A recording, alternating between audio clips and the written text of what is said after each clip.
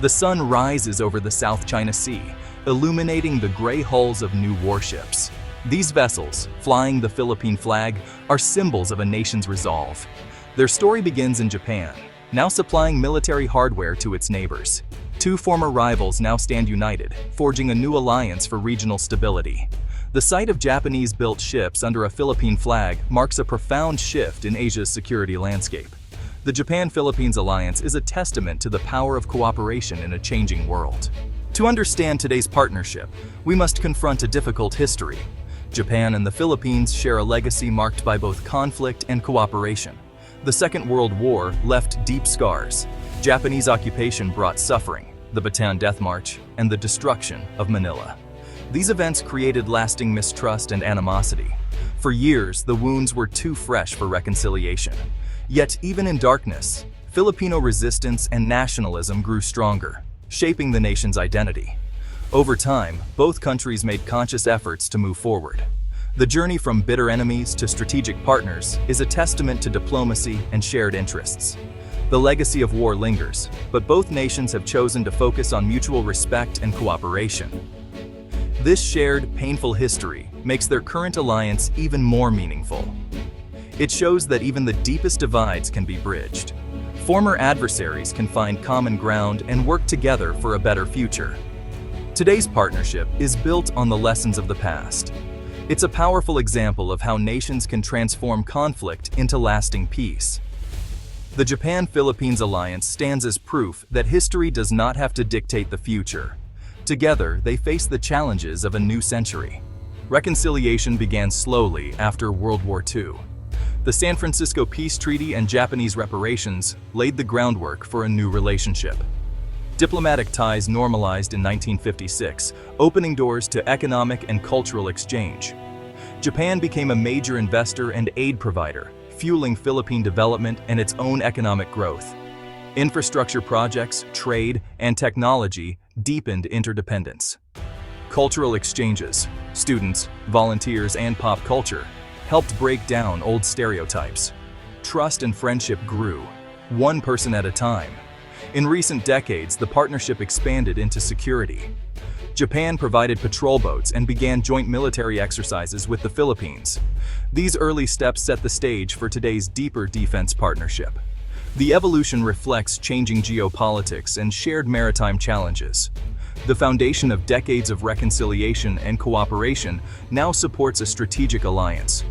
This partnership is not just about hardware, it's about people, trust, and a shared vision.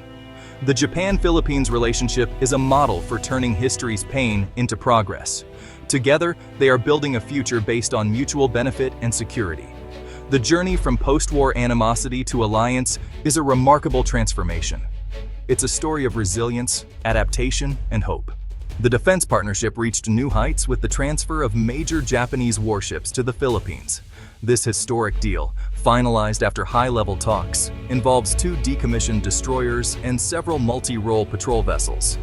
The agreement combines grant aid and low-interest loans, making it affordable for the Philippines and signaling Japan's commitment to shared security. As a Japanese official put it, "This is an investment in our shared security and the stability of the Indo-Pacific."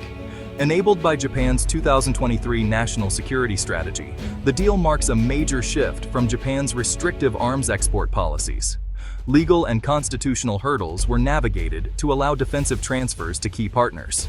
The first destroyer arrived in late 2025, with full delivery expected by the end of 2026. Filipino crews receive extensive training from Japanese naval personnel, ensuring smooth integration. This hands-on collaboration fosters interoperability and personal connections between the two militaries. The partnership is more than a government agreement, it's a working alliance on the high seas. The deal reflects Japan's evolving security posture and proactive international role. Each vessel's arrival is a step toward a stronger, more capable Philippine Navy. The transfer is a tangible sign of deepening trust and strategic alignment. It's a milestone in Asia's shifting security landscape. 2 Hatakaze-class destroyers mark a major leap for the Philippine Navy, bringing advanced radar, sonar, and powerful weaponry. These ships enable credible patrols and coordination across vast maritime territories. More than assets, they symbolize a strengthened alliance and a new era for regional security. The timing of this transfer is no accident. It's a direct response to rising tensions in the Indo-Pacific, especially China's assertiveness in the South China Sea. The Philippines faces constant pressure from Chinese vessels in its exclusive economic zone. These new warships provide a credible deterrent, rebalancing the maritime environment. For Japan, this move is central to its free and open Indo-Pacific strategy, promoting rules, freedom of navigation, and peaceful dispute resolution. Securing sea lanes is vital for Japan's trade and energy. Strengthening the Philippine Navy also supports U.S.-Japan-Philippines trilateral cooperation. The U.S. backs this development, seeing a stronger Philippines as key to regional security.